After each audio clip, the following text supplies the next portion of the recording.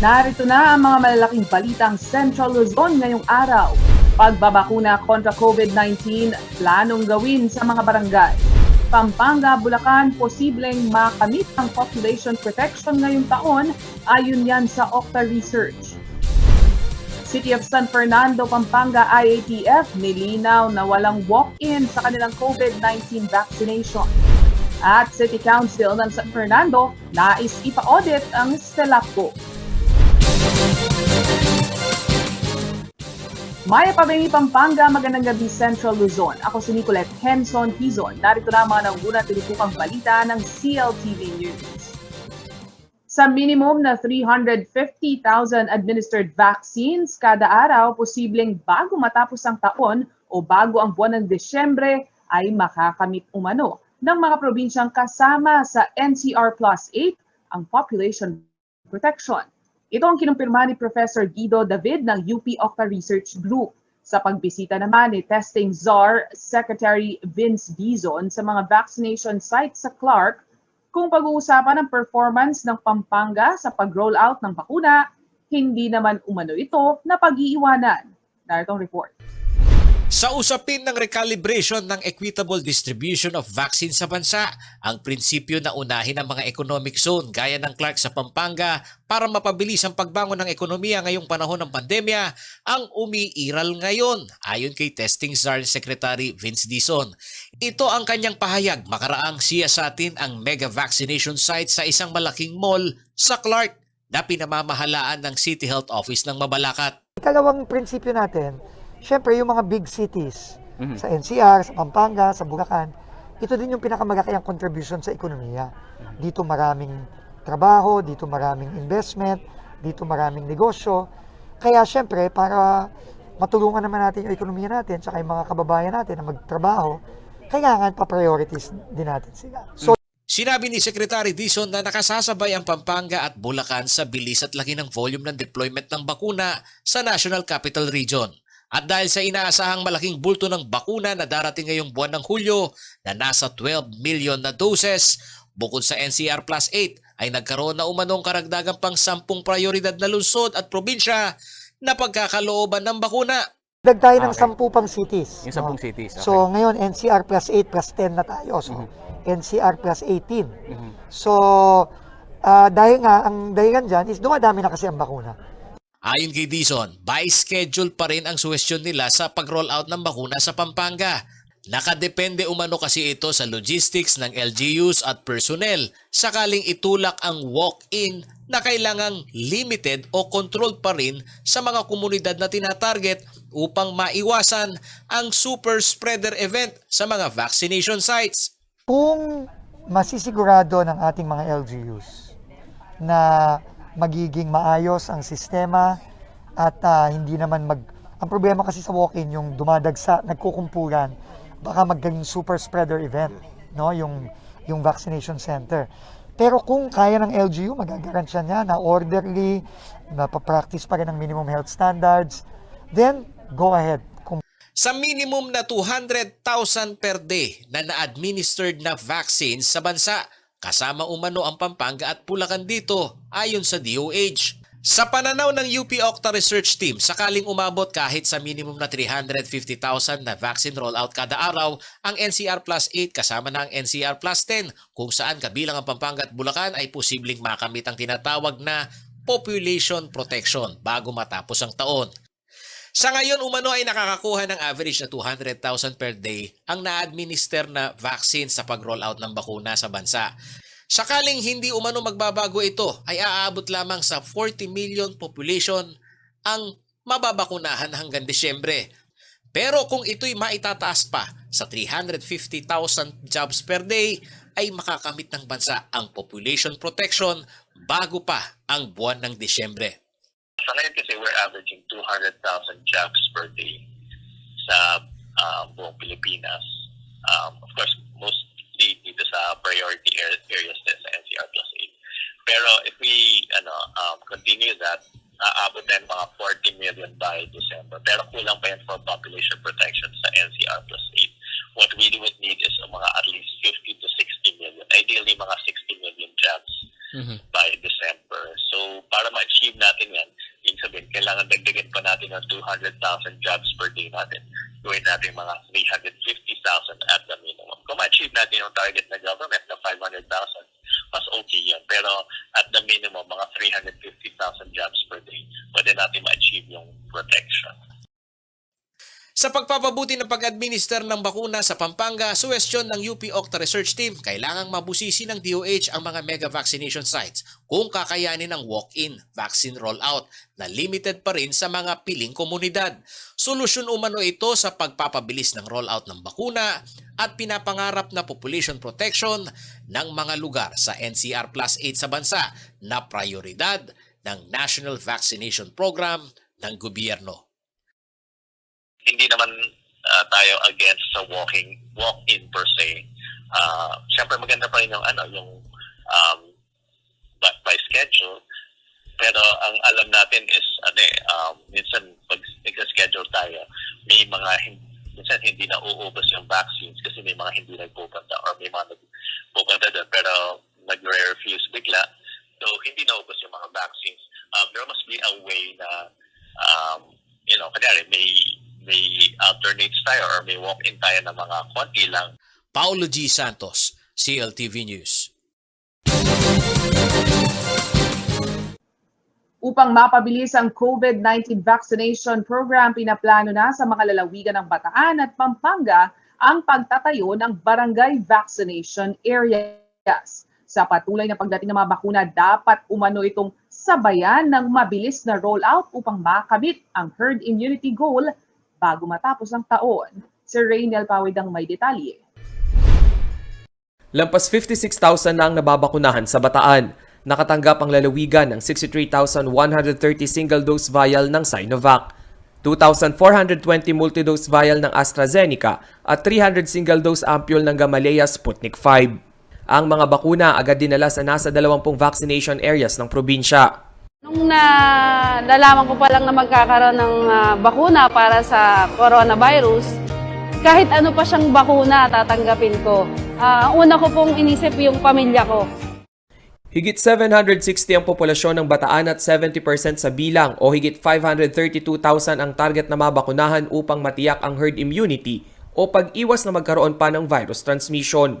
Kaya naman para sa mabilis na rollout ng bakuna, pinaplano na ng Provincial IATF ang pagtatayo ng vaccination area sa mga barangay. I-expand pa po namin yung mga centralized vaccination sites down to the barangay. Nang sa ganon ay mas mabilis mabakunahan yung mga tao. Pero sinasabayan po namin yung supply nang sa ganon tama po yung relationship between the vaccination at yung supply. Gaya sa Bataan, ongoing na rin ang pagpaplano ng Pampanga para sa barangay vaccination setup. Kukuha ng mga qualified personnel ang bawat LGU upang bumaba sa bawat barangay para sa rollout ng bakuna laban sa novel coronavirus. Ang initial plans na po namin yung mayors, barangay level na ho ang rollout namin, which lahat ng barangay official magtutulungan, mag-hire sila ng mga qualified na vaccinator para train na po ng DOH in the province. And then ang rollout namin, aabot kami ng barangay level. Sa June 20 vaccination report ng DOH, 29,961 kabalen na ang nakatanggap ng unang dose ng COVID vaccine, habang 19,733 naman ang naturukan na ng second dose. Samantala, sa buong gitnang Luzon, tanging ang probinsya na lamang ng Bataan ang nasa moderate risk level at lahat ay nakapailalim na sa low risk level status. Upang matukoy na low risk level ang isang lugar, dapat ay hindi lalampas sa 7 sa kada 100 individual ang tinatamaan ng COVID-19. Ang average daily attack rate sa Bataan ay umabot ng 8 sa kada 100 Bataenyo. Rainiel Pawid, CLTV News. Sa pagbabalik ng CLTV News, City of San Fernando, Pampanga IATF, nilinaw na walang walk-in sa kanilang COVID-19 vaccination. At City Council ng San Fernando nais ipa-audit ang Despelapco. Magbabalik ang CLTV News.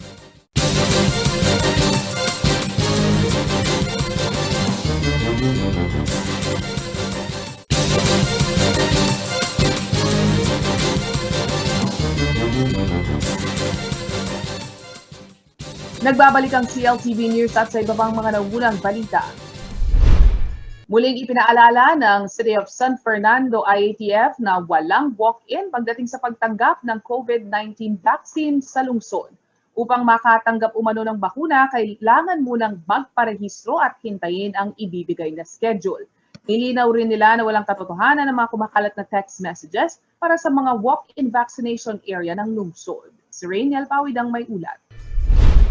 Sa kopyang ito ng isang text message na nakuha ng CLTV News, sinasabing lahat ng kapamilya ng mga Fernandinong may trabaho o employed ay maaaring pumunta ng Heroes Hall para maturukan ng COVID-19 vaccine. Para naman sa mga health worker na wala pang bakuna ay sa isang mall umano magtungo. Sa kanilang official Facebook page agad nilinaw ng City of San Fernando Information Office na hindi pa rin tumatanggap ng walk-in sa kanilang COVID-19 vaccination areas. May prosesong sinusunod upang makakuha ng schedule ang mga Fernandinong eligible makatanggap ng vaccine. Una, kinakailangan magparehistro gamit ang kanilang QR code system o diretsong mag-login sa www.cityofsanfernando.gov.ph. Sagutan lamang ang mga hinihinging datos at impormasyon. Sunod ay may lilitaw na QR code bilang katunayang matagumpay ang pagpaparehistro. At panghuli ay makatatanggap ka ng text message para sa schedule ng iyong bakuna. Malabo rin umano ang pagpapahintulot ng walk-in dahil limitado lamang ang supply ng bakuna. May sinusunod ding sistema kung saan pantay na hinahati ang distribusyon ng COVID-19 vaccines sa 5 RHU ng syudad. Doon sa list, kukuha tayo ng 100 per RHU para mag-schedule tayo ng 500 na tao kasi 5 po yung RHU natin. So yung first 100 po doon sa list, sila yung tatawagin. Samantala, noong nakaraang buwan ay naharap din sa gusot ang vaccination process ng CSF-LGU dahil naman sa mga nagkumpulang vaccine. Nagtatanong ako bakit may mga tinatawagan silang senior IDs wherein yung mga unang nakaupo sa umaga hindi pa natatawagan. Sa buong Pampanga, isa ang syudad San Fernando sa may pinakamataas na naitalang kaso ng COVID-19. As of June 27, 5,426 na ang kumpirmadong kaso sa lugar. 480 ang active cases, 175 ang namatay, at 4,771 ang gumaling na. Rainiel Pawid, CLTV News. Matapos ang sangkaterbang daing ng mga electric consumer sa biglang taas singil ng San Fernando Electric Light and Power Company of Spelapco, pumiling ng isang special audit ang samahan ng mga negosyante at agad naman itong ginawa ng resolusyon ng City Council upang maipasa sa Commission on Audit. Para sa karagdagang detalye, kasama natin si Rainiel Pawid. Rainiel. Yes, Nicolette, no, tama ka nga dyan. Bukod sa hinaing ng maraming Fernandino, umalma rin ang samahan ng mga negosyante o Pampanga Chamber of Commerce dahil nga sa mataas na singil ng kuryente ng Spelapco sa nakalipas na buwan. Kung kaya't in-interview naman natin at binigyan tayo ng exclusive na pahayag ni Committee on Public Utilities ng City of San Fernando Chairman Tino Dizon at kanyang sinabi na inilapit na nga nila ito sa Commission on Audit para sa isang special audit. Nitong araw na ito, Nicolette, mapagdidesisyonan ng komite kung kailan gugulong ang investigasyon nga dito sa Spelapco issue. Hindi nila sinasabi na meron na agad fault itong electric company na ito, pero titignan muna nilang mabuti kung saan nga ba nagkulang at kung bakit tumaas ang singil sa kuryente nitong mga nakalipas na buwan. Tinanong din natin ang si Councilor Dizon kung ano ang mga posibleng mangyari sa oras na mapatunayan naman, Nicolette, na may pagkukulang o may fault itong electric company na ito. Sabi niya, posibleng magkaroon ng rebate o yung pagbabalik doon sa nakuhang mataas na singil sa nakalipas na buwan na ito. Ginarantyahan naman ng konsehal na ang mga consumer ay makakaasa na mabibigyan ito agad ng hustisya sa lalong madaling panahon. Nicolette, sinabi niya nga na naiintindihan niya ang hinaing ng mga consumer lalo na ngayong panahon ng pandemya kung saan gipit na gipit ang mga Fernandino kung kaya't kahit piso raw talaga ay mahalaga nga sa bawat consumer. Nicolette. Maraming salamat. Rainiel Pawid, nagpapalita. Sa pagbabalik ng CLTV News DILG, kinikilala ang kapangyarihan ni Porac Mayor Kapil na magtakda ng essential workers batay sa reenacted budget. At Aquino Magic, pwedeng magkaroon ng malaking epekto sa darating na eleksyon ayon sa political analysts. Manatiling nakatutok at magbabalik ang CLTV News.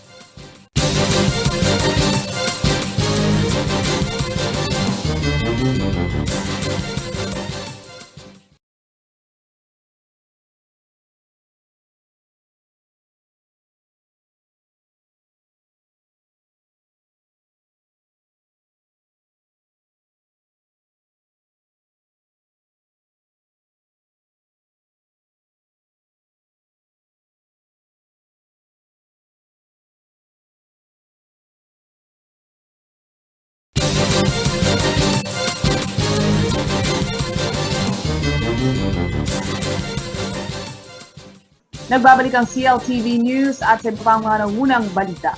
Inikilala ng batas sa ilalim ng Local Government Code ang katwiran ni Porac Mayor Jing Capil na paswelduhan ng mga manggagawa na nasa ilalim ng Job Order Service ng Municipal Government base sa kanilang reenacted budget.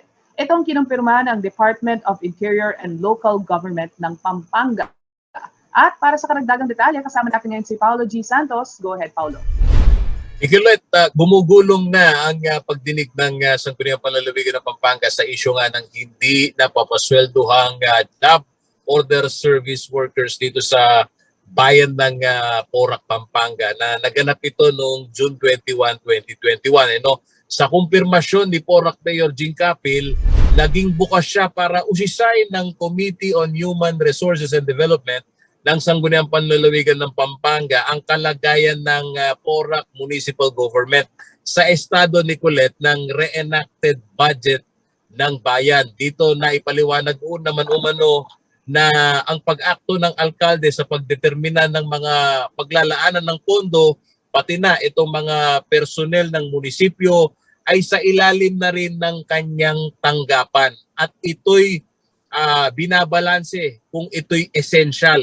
Ayon sa alkalde, ongoing pa rin ang pagdinig at nauunawaan naman umano niya ang importansya ng pagdinig ng Sangguniang Panlalawigan sa issue ng hindi napapasweldohang job order ng Sangguniang Bayan o Municipal Council. Paglilinaw ni Mayor Capil, hindi naman siya nagkulang ng paalala sa mga department heads ng munisipyo na kasabay ng pagpapairal ni Colette ng kanyang tanggapan ng naturang order niya sa pagsusumite ng mga datos sa kada departamento, yung kahalagahan nga nitong pagdetermina ng essentiality ng expenses ng bawat departamento. Dito nabigo naman umano ang konseho na maglabas ng proposal at justification process. Ayon kay Capil, sa pag-usad ng investigasyon ng Sangguniang Panlalawigan, mismong si Governor Dennis Delta Pineda pa, Nicolette, ang nagulat sa laki ng alokasyon ng konseho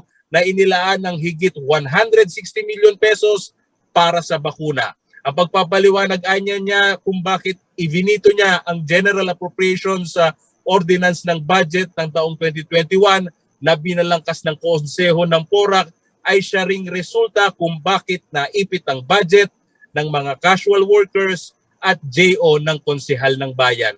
Pakinggan natin ang kanyang pahayag, Nicolette. Regular budget po kasi, regular lang na paggastos yun, naka-specific naman yung mga pinaggagastusan doon. Pero dun sa reenacted budget po, meron siyang the sole responsibility to determine, meron po siyang essentiality. To determine the essentiality, the sole responsibility, nasa local chief executive po yan. Po masasabi na empleyado po ng munisipyo dahil kami po ay walang kontrata sa kanila. Pero yan po ay aming pag-uusapan. Kaya naibito nga po ito dahil hindi po katanggap-tanggap at dehado ang ating pong kababayan sa ginawa po nilang budget. Paulo, ano naman ang sinabi ng DILG sa usaping ito?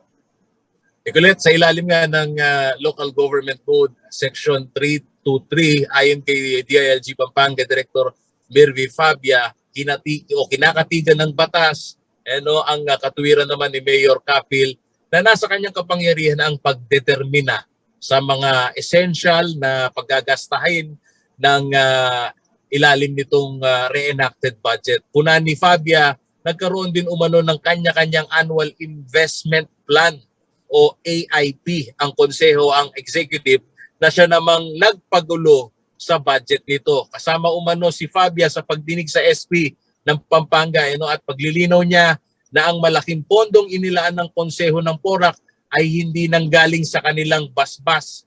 Doon sa pinag-uusapan natin dito, Nicolette, yung bakuna, wala raw basbas ng DILG kung bakit nangyaring ganun na lang kalaki yung budget. At ang guidelines lang ng DILG, at least kahit papaano, maglaan ang mga LGUs ng pondo sa COVID-19 vaccine. Pakinggan natin si Director Fabia. Oo, si Mayor lang ang talagang magde-determine ng essential kasi they will work and operate sa reenacted budget. So, kung ano yung mga essential lang, yun lang dapat nilang pondohan. Yun ang dapat gamitan ng pondo kasi may limited silang gumamit ng funds ngayon.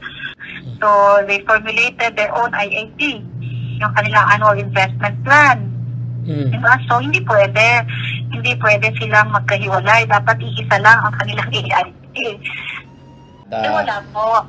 Ang nilagay lang natin sa ating pinalabas ni Secretary Anyo doon ay as much as possible, syempre, mag-determine, mag-allocate ng pondong kakayanin. Pero kung hindi talaga kaya ng isang LGU, si provincial government talaga ang take over and of course, sa kabuuan, si national government. Okay, maraming salamat. Paulo G. Santos, nag-uulat. Kasaysayan umano ang sumasalamin na totoong may tinatawag na Aquino Magic. Ito ang senaryo ng politika sa Pilipinas na nagkakaroon ng pagkakataon ang mga botante na kilalanin ang legasiya ng itinuturing na icon ng demokrasya sa bansa o ang dating Senador Ninoy Aquino at ang kanyang may bahay na si dating Pangulong Cory Aquino. Sa pagpanaw ni dating Pangulong Noynoy Aquino, sa perspektiba ng ilang political analyst, dapat din umanong paghandaan ng administrasyon ang estratehiya ng oposisyon dahil sa pagbabalik tanaw sa mga nagawa ng mga Aquino, nagkakaroon ng pagkakataon ng mga botante na makapag-isip kaugnay ng pagboto. Ito ang ulat. August 21, 1983, ang pagpaslang kay dating Senador Ninoy Aquino na naging mitsa ng pagsiklab ng revolusyon na nagpanumbalik sa demokrasya sa bansa, ang naging legacy ni dating Pangulong Cory Aquino. Dahil sa nakuang simpatsya ng nabiyudang si Mrs. Aquino at pagnanais ng taong bayan na ipaglaban ang kanilang karapatan, dawakasan ang diktatoryang Marcos. Sa panahon naman ni dating Pangulong Gloria Macapagal Arroyo, ang pagpanaw ni former President Cory ang nagpasiklab ng apoy na magwawakas sa isyu ng korupsyon sa nooy lantarang batikos sa administrasyon. At dito nagbigay daan ng Liberal Party upang ang nooy senador na si Noynoy Aquino sumabak sa pagkapangulo. Dito ay higit 14 na milyong Pilipino ang nanindigan sa pagbabalik sa kapangyarihan ng angkan ng mga Aquino. Ayon sa political analyst na si Attorney Michael Yusinko mula sa Ateneo School of Government, ito ang tinatawag na Aquino Magic. Beginning from Ninoy, Cory, and Pinoy, talagang ang imahe nila is sila, mababait, matapang, para sa bayan. So they fit perfectly well dun sa culture natin na naghihintay lagi ng savior. And I think that's really the essence of what analysts call Aquino Magic. Ayon kay Atty. Yusinko, sa sitwasyon ngayon na sumakabilang buhay si Pinoy, iba ang mangyayaring senaryo. Hindi umano ang immediate family ang pamana ng Aquino Magic. In this particular time natin ngayon, sa palagay ko, walang next of kin. Kumbaga, pasok dun sa timing na yon na siya yung sasalo ng Magic. Sa tingin ko, ngayong panahon natin, none of them are at least qualified or even willing to. Bilang political analyst, may pagdududa umano si Atty. Yusinko sa diskarte ng mga nasa leadership ng oposisyon kung papaano mapakikinabangan ang Aquino Magic dahil sa hindi tiyak na minamanok na Pangulo para sa 2022 election. Meron akong pagdududa na yung Aquino Magic na sinasabi, matatransfer sa opposition ng ganun kadali. Sa palagay ko, kung gusto man ng opposition na kumbaga mapailalim sa kanila yung Aquino Magic sa 2022, dapat mas maging sophisticated ang kanilang approach. Kasi kung may pagkabargas yung approach nila, baka mabastusan yung mga botante na pambihira naman kayo, hindi naman kayo kamag-anak, o kakapatay lang nung Pangulo, ginagamit nyo na yung pangalan. Dagdag pa ni Atty. Yusinko, ang pangungobyernong disente at pinaninindigan ang dignidad mula sa sermon ni Bishop Soc Villegas. Dito mo umano maaaring magsimula ang oposisyon kung sino ang nararapat na humawak at ikampanya ito sa 2022. Dahil ang Aquino Magic ni Pinoy ay nagbigay ng kamulatan sa paghahambing ng Administrasyong Duterte at ng Administrasyon ni Pinoy. Gusto natin silang ikumpara kasi gusto natin mapalawig at mapalalim ang ating pag-iisip para pagdating ng 2022, kasi boboto tayo ng panibagong presidente, ay hindi tayo bobotante. Samantala, sa pananaw ni Profesor Mon Casiple, si VP Leni Robredo umano ang direktang maaaring magmana sa Aquino Magic ni Pinoy dahil bago pa man ito sumakabilang buhay, ay buo na ang suporta niya sa pangalawang Pangulo. Simple. In fact, malaking posibleng makinabang. Kasi, alala mo, bago namatay si Noynoy, magkasama sila eh. At kung tama yung balita, ay balak ni Noynoy na magkampanya para kay Leni. Ibig sabihin na solido ang Liberal Party kung posible behind Leni. Sa kabilang banda, kung mangyayari na hindi magiging solid ang Liberal Party, ang tiyansa na pagpasok sa politika ni Chris Aquino na kapatid ni Noynoy, hindi rin umano malayong mangyari. Oo, kasi identified na siya. Alala ko nung nagkakwentuhan kami ni Noynoy, nung araw na nagdesisyon at pumayag ng pamilya na tatakbo siya bilang presidente, inaikwento niya yan na kinausap siya ni Cory bago siya namatay. Pinag-usapan nila yung posibilidad na si Noynoy nga yung successor ng pamilya sa politika. Sino kasama niya yung kinausap siya? Si Chris Aquino. Sa pulso ng ilang kabalen sa espekulasyon na pagsabak sa politika ng tinaguriang Queen of All Media, sagot ng ilang kabalen, pwede naman raw magmana ng Aquino Magic si Chris. Yan na sir, Chris Aquino. Kasi marami na siyang dinaanan din na kahirapan. Baka si Chris Aquino. Habang ang ilan, ang pinsan na dating si Senador Bam Aquino ang maaaring magpatuloy ng legacy ng mga Aquino. Sa mga kapatid siguro ni Pinoy wala, pero kay Bam Aquino pwede. Si Bam Aquino na pinsan Ni Aquino. So kasi si Bam noon dati senador, pwede rin siya. Kasi dati ng senador na siya. So, pwede si Bam. Paulo G. Santos, CLTV News. At yan ang mga balitang nakalap ng CLTV News. Para sa karagdagan pang detalye, maaari yung i-follow ang aming social media pages at CLTV36Official, at CLTV36News, at CLTV36. Kung nais nilang balikan ang mga programa ng CLTV, maaari niyong bisitahin ang aming YouTube channel at CLTV36Official, ang aming website www.cltv36.tv. Kasama ang buong puwersa ng CLTV News and Current Affairs. Ako si Nicolette Henson Hizon. Maraming salamat at magandang gabi.